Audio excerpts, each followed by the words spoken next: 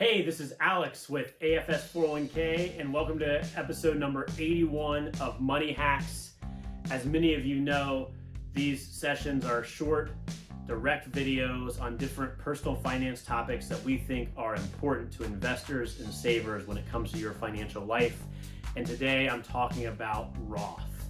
So in most 401k plans or 403b plans, you have the ability to save on an after-tax Roth basis. A lot of investors know about Roth savings via Roth IRAs.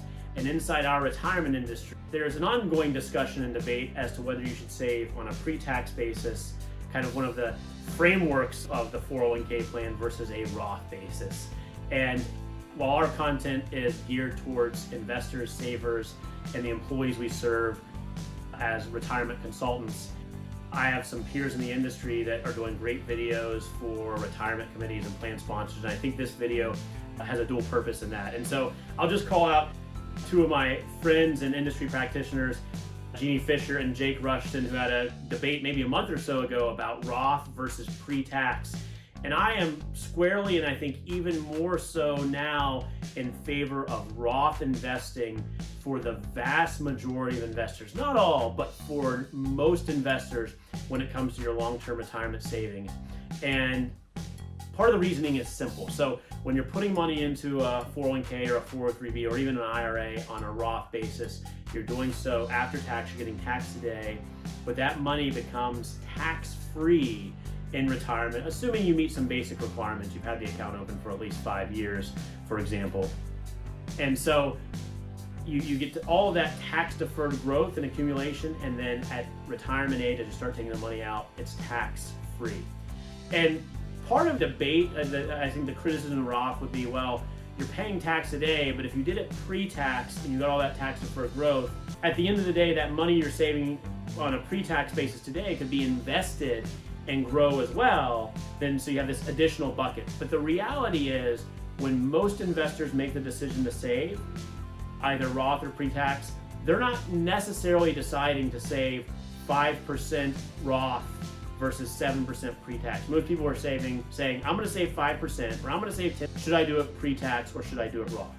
And if you fall into that category, or if you're a great saver and you say, I'm gonna put the maximum in, this year it's $19,500, should I do that pre-tax or Roth? Then I think in most scenarios, unless you're getting really, really close to retirement, Roth is the way to go, because the compounding growth of those contributions over a 10, 20, or 30-year period creates this big bucket of assets for you, this big account balance that is now Roth, and you take the money out tax-free.